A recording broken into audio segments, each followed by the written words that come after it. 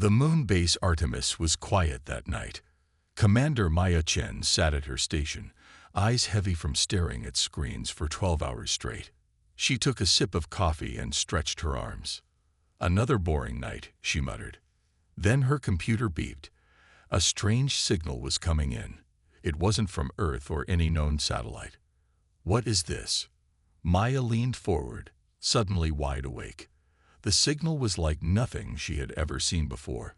It had patterns that no human technology could make. She called her team.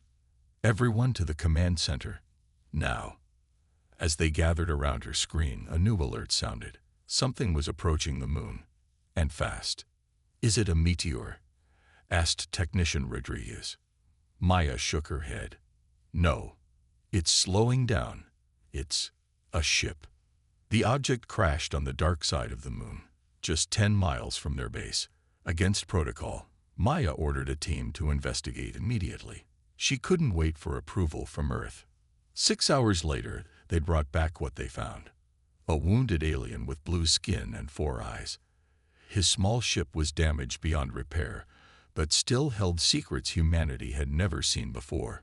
The alien called himself Zalthar. He was weak and struggling to breathe in their oxygen tanks. "You must listen," he said in broken English. He had somehow learned their language. "They are coming. The Galactic hegemony has found you." Maya recorded everything as doctors tried to save the alien's life. "Who is coming? What do they want?" she asked. Zalthar's 4 eyes blinked slowly. "Your world. Your resources. Everything. They will not stop until Earth is theirs." He gave Maya a small device. Data, coordinates, weapons. Each word seemed to cost him great effort. "How much time do we have?" Maya asked. "Days. Maybe less." Zalthar coughed, a strange purple liquid coming from his mouth. "I escaped to warn you. I am sorry." Those were his last words. Despite the doctor's best efforts, Zalthar died 3 hours later. Maya immediately sent all recordings to Earth. Within hours, the United Nations called an emergency meeting. Leaders from every country gathered to hear the alien's warning. Scientists worked to understand the device Zalthar had given them. It contained star maps, technical diagrams, and images of massive ships, a fleet heading directly for Earth. As panic spread across the world, Maya looked at the data again and again. One thing was clear. These aliens, this galactic hegemony, were thousands of years ahead of Earth in technology. Then came the final confirmation. Deep space telescopes detected movement near Jupiter. Large objects, moving faster than anything humans had ever built, were entering our solar system. Humanity had only days to prepare for a war they could not possibly win. Maya looked at a photo of her family on Earth. "I won't let them take our home," she whispered. The clock was ticking. Earth's first contact with alien life wouldn't be peaceful. It would be a fight for survival. Dr. Elias Kapper hadn't slept in 30 hours. His small office at the United Nations was filled with coffee cups and food wrappers. On his screens were strange symbols from Zalthar's device. Most scientists couldn't make sense of the alien language. But Elias was different. For years, people had laughed at his theories about alien communication. Now those theories were keeping Earth alive. "I've got it," he shouted, jumping from his chair.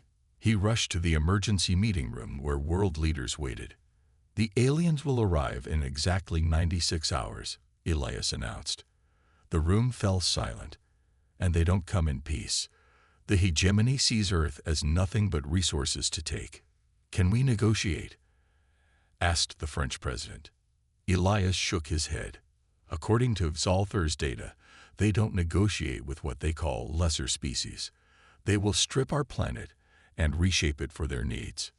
Panic filled the room until General Williams slammed his fist on the table. "So we fight." Across the world, people prepared for the worst. Some rioted and looted. Others prayed. Many families went underground or to remote areas. At NASA headquarters, engineer Amara Okafor studied satellite images. For years, Earth had built defense platforms in orbit to destroy dangerous asteroids. Maybe they could be used against the aliens. We need to reprogram these, she told her team. If we change the targeting systems and increase power output, they might damage alien ships. Meanwhile, in Chile's Atacama Desert, physicist Weijong worked inside a large research facility. He had been studying Salther's ship engine found on the moon. "This is incredible," he said to his assistant. "They use quantum fields to bend space. That's how they travel so fast." Wei realized something important. If we can create a similar field, but reverse it, we might disrupt their ship's movement. Back at the UN, Dr. Kapper made another breakthrough. He found a message hidden in Salther's data. The aliens communicate through neural networks. He explained to military leaders. Their minds connect to their ships and weapons, and these connections have a weakness. They can be disrupted by specific electromagnetic frequencies. World leaders finally agreed to work together. Russia offered its advanced missile systems. China provided quantum computers. America shared its drone technology. Even countries with old conflicts now stood united. Commander Maya Chen returned from the moon with parts of Salther's ship. She met with Amara and Wei. "We have 72 hours left," Maya said. "Can we build something that works in that time?" Amara nodded. "The defense platforms can be reprogrammed in 48 hours, and I can build a prototype disruptor in 60 hours, added Wei. "It won't be powerful, but it's something." As they worked, space telescopes showed the alien fleet passing Mars. 50 massive ships, each larger than anything humans had ever built. Maya looked at the countdown clock. 68:42:17. "We're not ready," she whispered, "but we'll fight anyway." Across Earth, soldiers prepared weapons, engineers built defenses, and ordinary people faced the reality that everything could end in less than 3 days. Humanity had never been so afraid, or so united. A new ship emerged from the hegemony fleet. It was smaller than the others, but glowed with strange energy. This was the Star Killer, the most feared weapon in the hegemony arsenal. "What is that thing?" General Williams asked as the strange ship appeared on their screens. Dr. Kapper studied the data from Maya. "It's designed to create solar flares," he explained, his voice shaking. "It will position itself between Earth and the Sun, then trigger massive eruptions that will scorch our entire planet." The Star Killer moved into position. Already, the Sun's surface seemed to ripple and distort as the weapon began charging. "How long do we have?" asked Amara. 3 hours, maybe less," Dr. Kapper replied. In his laboratory, Weijong worked frantically. He had been studying the quantum fields used by alien ships and had developed a theory. "If we create our own quantum distortion field," he explained to world leaders over video, "we might be able to redirect the Star Killer's energy back on itself." "What do you need?" General Williams asked. "Power. More power than any single country can provide," Wei said. "We need to channel energy from every major power grid on Earth." The order went out. Across the planet, power plants redirected all their energy to Wei's facility. Cities went dark. Hospitals switched to emergency generators. The world plunged into darkness to power humanity's last hope. On the Star Killer, Maya and Kree fought their way through corridors with a growing number of resistance fighters. Other enslaved species had joined them after hearing Dr. Kapper's broadcast. "We need to reach the control chamber," Maya said. "If we can take control of this weapon, we might be able to shut it down." The fighting was intense. Hegemony soldiers defended the Star Killer fiercely, knowing its importance. Many resistance fighters fell, but Maya and Kree pushed forward. From Earth, Amara Okafor led a desperate mission. She commanded a squadron of fighter craft, modified with alien technology, to attack the Star Killer's defensive systems. "This is a one-way trip," she told her pilots. "Our job is to distract them long enough for Wei's device to work." The small Earth ships launched, heading straight for the Star Killer. Many were destroyed immediately by defensive fire, but some got through, damaging external sensors and weapon systems. Inside the Star Killer, Maya and Kree finally reached the control chamber. They fought their way inside, only to find Supreme Archon, Vor-Kazul himself, waiting for them. "I knew you would come, human," he said, his 4 eyes fixed on Maya. "You have caused me much trouble." "It's over, Vor-Kazul," Maya said. "Your fleet is in chaos. Earth will not fall today." The Supreme Archon laughed. "Look," he pointed to a screen showing the sun. Massive solar flares were already forming. "The Star Killer is fully charged. In 10 minutes, your world dies." At that moment, Wei Zhang activated his device on Earth. A massive surge of energy shot upward from the Atacama Desert, creating a quantum bridge between Earth and the Star Killer. The final countdown had begun. Supreme Archon Vor-Kazul was not used to failure. For 300 years, he had led the hegemony's expansion without a single defeat. Now, these humans had destroyed his ships and damaged his pride. "Deploy the planet crackers," he ordered. His officers looked shocked. Planet crackers were usually saved for final conquests, not first strikes. "Supreme Archon," one officer dared to speak, "using such weapons so early might damage the resources we came to collect." Vor-Kazul's eyes narrowed. "I want these humans to understand what they face. Do it now." 5 smaller ships broke from the alien fleet. They descended to specific points around Earth, the Pacific Ring of Fire, the Mid-Atlantic Ridge, and other fault lines. Each ship released a small device that burrowed deep into the planet's crust. At the UN Command Center, alarms blared as sensors detected the intrusions. "What are they doing?" asked General Williams. Dr. Capper studied the data. "They're targeting our tectonic plates," he said with horror. "These devices could trigger massive earthquakes." Before anyone could respond, the devices activated. The ground shook violently as earthquakes hit coastlines around the world. Tsunamis formed, threatening cities. Warning systems saved millions, but many coastal towns were destroyed. The message was clear. The hegemony could destroy Earth without even firing weapons. "We need to strike back," said Maya Chen. "But how?" She looked at the repaired alien ship from the moon. Zolther's vessel. It was small but functional. "I have an idea," she said. "We can use this ship to infiltrate their command vessel. They won't expect their own technology to be used against them." "That's suicide," General Williams objected. "Maybe," Maya admitted. "But while their attention is on Earth, we might slip through their defenses." A team of volunteers was quickly assembled. Maya, 2 soldiers, and a computer expert. They would try to upload a virus into the hegemony's battle network. The virus, created by programmers from around the world, could disable their weapons temporarily. Meanwhile, Dr. Capper made another discovery in Zolther's data. Zolther wasn't just any diplomat, he told the others. He was part of a resistance movement within the hegemony itself. There are others who oppose their empire's expansion. More importantly, the data contained access codes to the hegemony's battle network, codes that could help Maya's team succeed.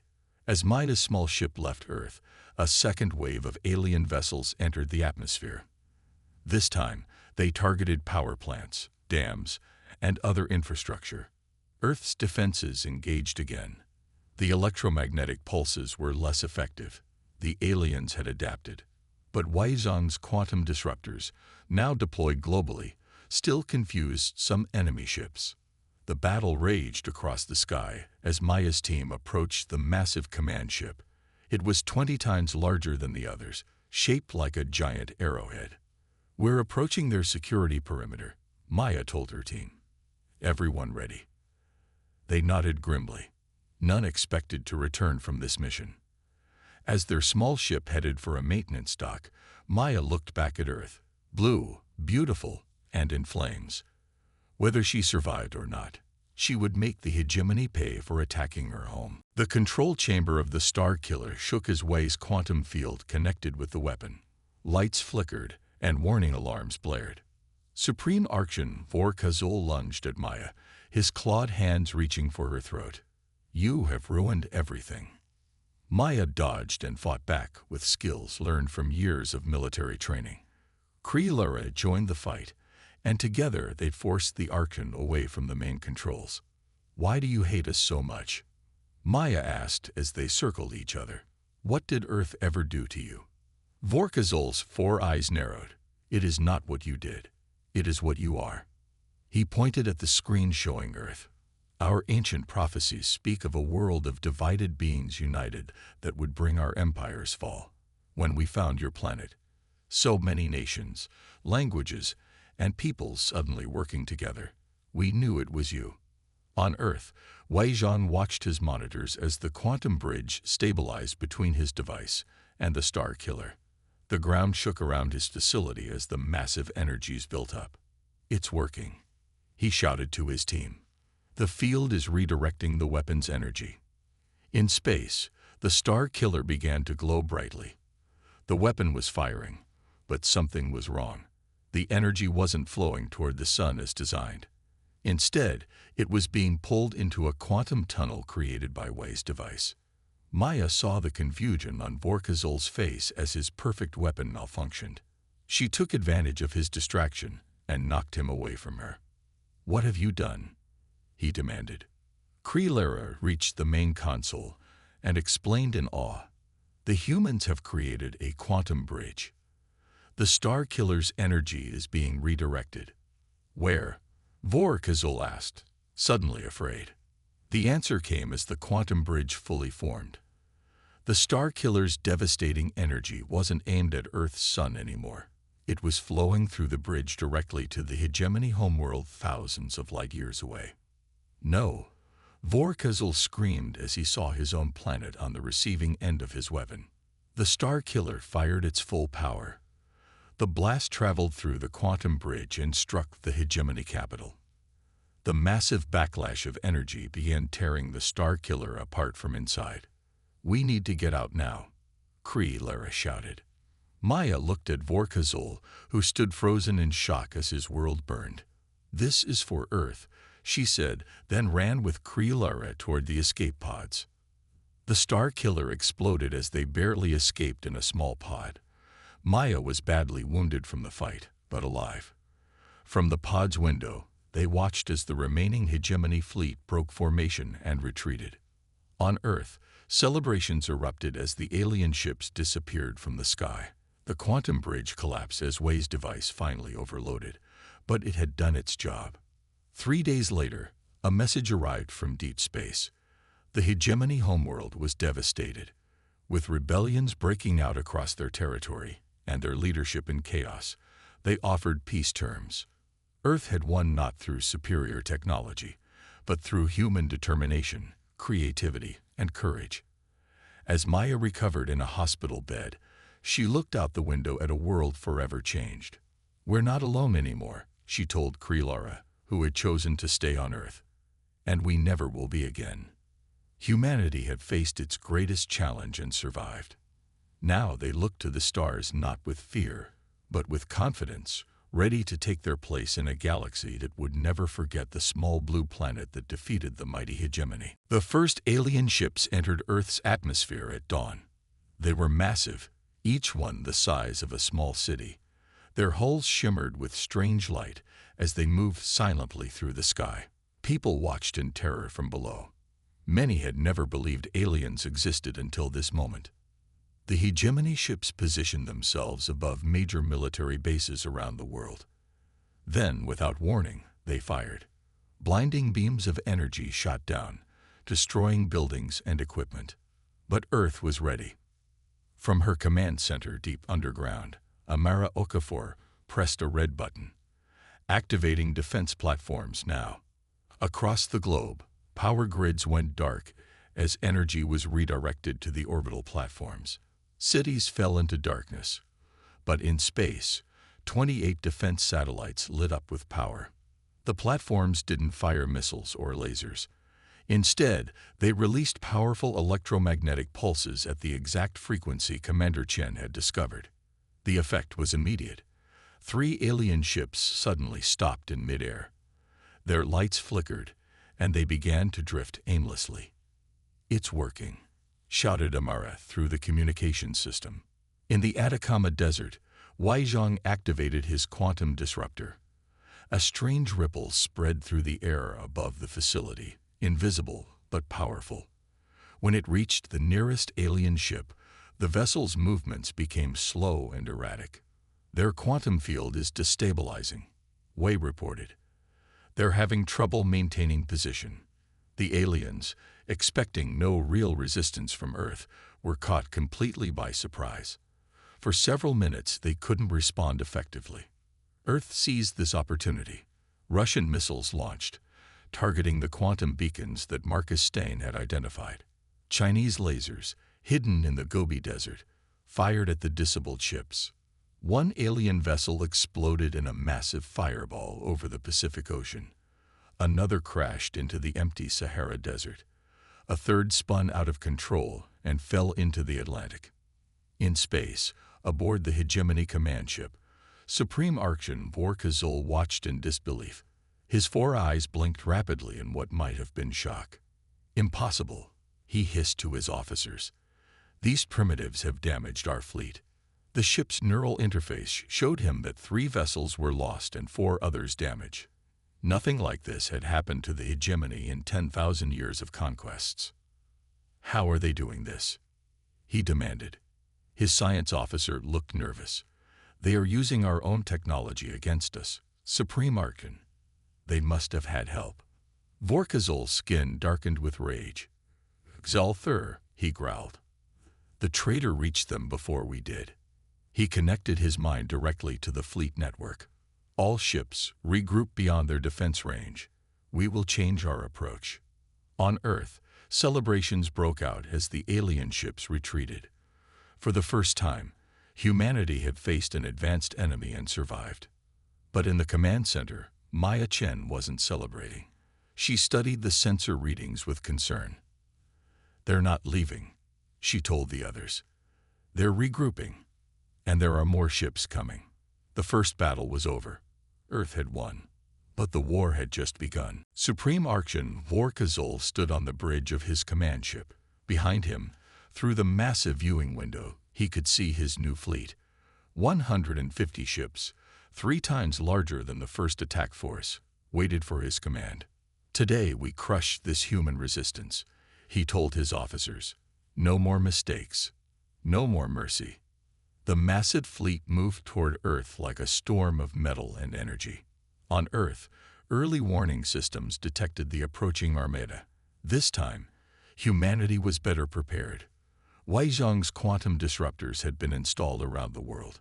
Amara Okafor had developed shields for major cities based on alien technology.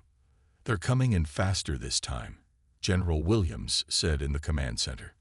"They've learned from their first attack." The Hegemony ships entered Earth's atmosphere in a new formation, spreading out to avoid being easy targets.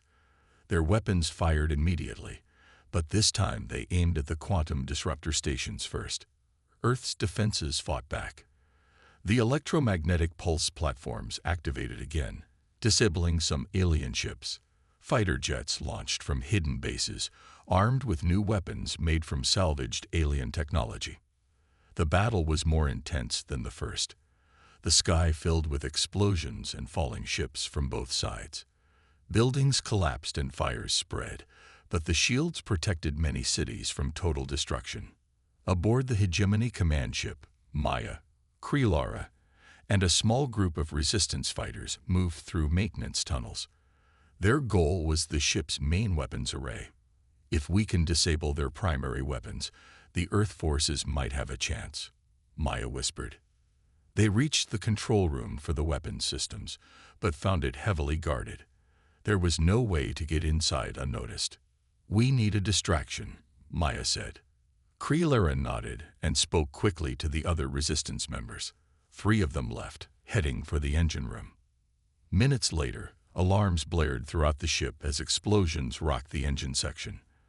The guards ran to investigate, leaving only 2 behind. Maya and Krelara quickly overpowered them and entered the weapons control room. Using the knowledge Lara had shared, Maya disabled the main weapons array. The massive cannons on the command ship went silent. Meanwhile, Dr. Capper had been working on a special broadcast. Using Xalthur's data, he created a message in all the languages of the enslaved species. He sent it on all hegemony frequencies. "Attention all beings under hegemony rule," the message said. "Earth fights not just for itself, but for all free peoples. The time to rise up is now."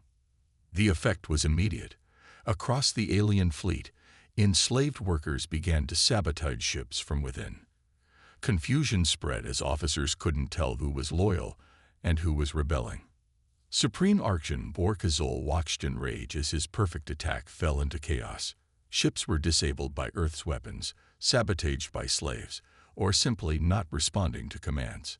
For the first time in his long life, he felt fear. These humans had done the impossible. They had turned his unstoppable fleet against itself. "Prepare the Star Killer," he ordered. "We will end this world once and for all." The world changed in ways no one thought possible. Countries that had been enemies for centuries now worked side by side. In Moscow, Russian scientists opened their secret labs to American experts. Together, they modified advanced missile systems that could reach orbit. "These missiles were once pointed at your cities," said Colonel Petrov to the American team. "Now they will protect all our homes." In Beijing, Chinese quantum computers ran day and night. They calculated the best defense positions and predicted the alien ships' movements based on Xalthur's data. Every country offered what they could. Japan provided robot technology. India sent its best programmers. Brazil offered jungle bases as emergency shelters. Commander Maya Chen led a global team studying the alien ship from the moon. In a secure lab under the Swiss Alps, she made an important discovery. "Look at these patterns," she told her team, pointing to the ship's communication device. "The aliens use neural networks to talk to each other. Their brains connect directly to their technology." She ran more tests and found something surprising. Their systems are very sensitive to certain electromagnetic frequencies, Maya explained in a video call with world leaders. "It's like how a loud noise can hurt our ears, but for their technology." At NASA, Chief Engineer Marcus Stein found another weakness. He studied the way the alien ships moved through space. "They use quantum entanglement beacons," he explained. "These beacons help them stay in formation and navigate. If we destroy one beacon, it could disrupt their entire fleet." With 48 hours left, Earth's plan took shape. Defense platforms in orbit were reprogrammed to emit electromagnetic pulses at the exact frequency Maya had discovered. Missile systems were ready to target the quantum beacons. In the Atacama Desert, Wei Zhang completed his prototype quantum disruptor. It wasn't very powerful, but it could potentially slow down alien ships. "We need more power," Wei told Amara Okafor over the phone. "Can you redirect energy from major power grids?" "It will cause blackouts across continents," Amara replied. "But yes, we can do it when the time comes." People around the world prepared for darkness. They stored food, water, and emergency supplies. Many moved underground into subway systems and old bunkers. Dr. Elias Capper continued studying Xalthur's data. He found something disturbing. "The hegemony has conquered 17 worlds before finding Earth," he told Maya. "Not one of those planets successfully resisted." "We'll be the first," Maya replied firmly. The countdown reached 24 hours. Space telescopes showed the alien fleet passing the orbit of Mars, moving steadily toward Earth. In a rare global broadcast, the United Nations Secretary-General addressed the world. "Tomorrow, humanity faces its greatest challenge. We do not know if we will survive. But for the first time, we face this challenge truly united. If the aliens want our world, they will have to fight all of us together." As the speech ended, the first alien scouts entered Earth's orbit. The battle for humanity's survival was about to begin. Maya's small ship approached the massive alien command vessel. Using Xalthur's security codes, They were able to enter through a maintenance dock without being detected. "Remember the plan," Maya whispered to her team. "We need to reach the central processor and upload the virus." They moved through narrow corridors, hiding whenever alien crew members passed by. The hegemony aliens were tall with blue skin and 4 eyes. They spoke in clicking sounds that hurt human ears. Meanwhile, on Earth, the second wave of alien ships continued their attack. Buildings fell and fires spread across cities, but humanity fought back with everything they had. Wei Zhang had finally completed his improved quantum disruptor. This larger version could affect multiple ships at once. "Activate it now," ordered General Williams. Wei pressed the button. A massive wave of energy spread outward from the Atacama facility. When it reached the alien ships, 7 of them suddenly lost control. 2 crashed into each other, exploding in midair. The hegemony was also having trouble coordinating their attacks. Dr. Capper had discovered how to jam some of their communications using Earth's satellite network. Inside the alien flagship, Maya's team reached the central processor room. It was a massive chamber filled with pulsing lights and strange technology. "Cover me," Maya told the soldiers. "I need 2 minutes to upload the virus." As she worked, an alarm sounded. Alien security forces rushed into the room. The soldiers fought bravely, but they were outnumbered. One fell, then the other.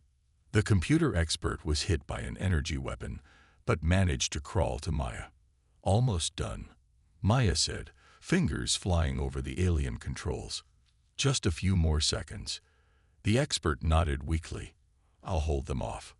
He took the last gun and fired at the approaching aliens. "Done," Maya shouted as the upload completed. The virus spread through the hegemony's battle network like wildfire. Across Earth's skies, the alien ships suddenly froze.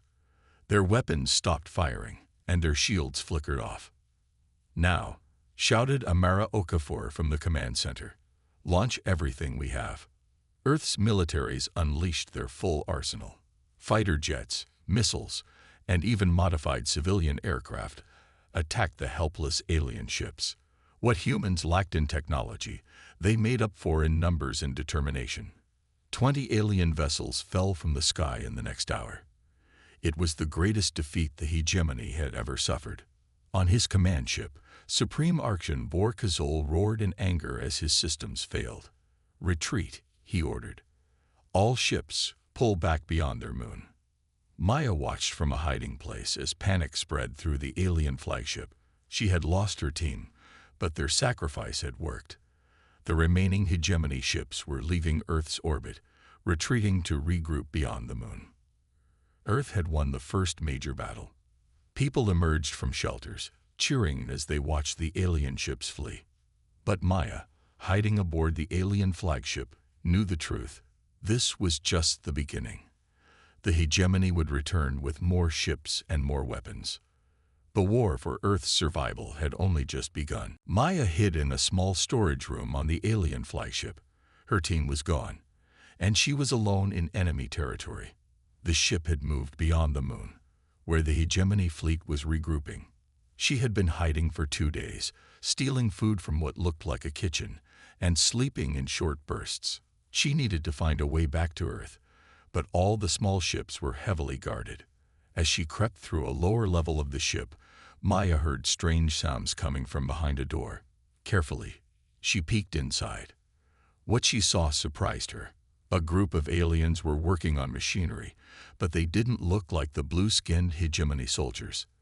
These creatures were smaller, with green scales and long fingers. They were being watched by armed guards. "Slaves," Maya whispered to herself. The hegemony was using other species as workers. Suddenly, one of the green aliens looked directly at her. Maya ducked back, but it was too late. She had been seen. She prepared to run, but the alien worker made no sound to alert the guards.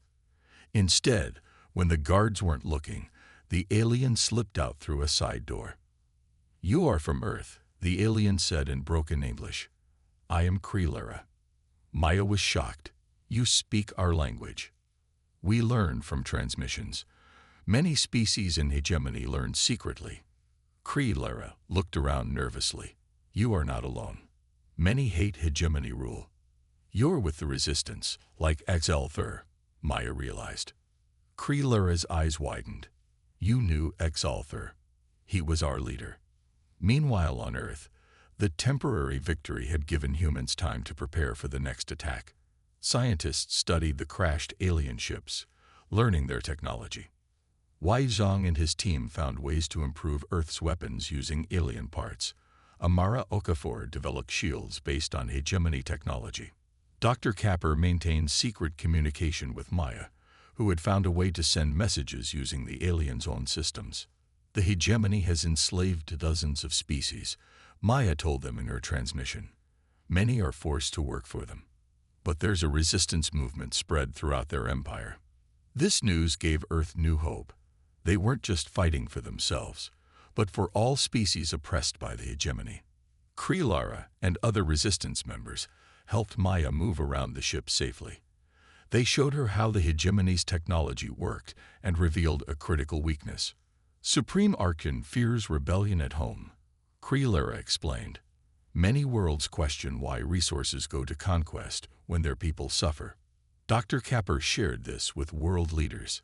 Earth's resistance has become a symbol for oppressed species across the galaxy, he said. If we can survive, others might rise up too.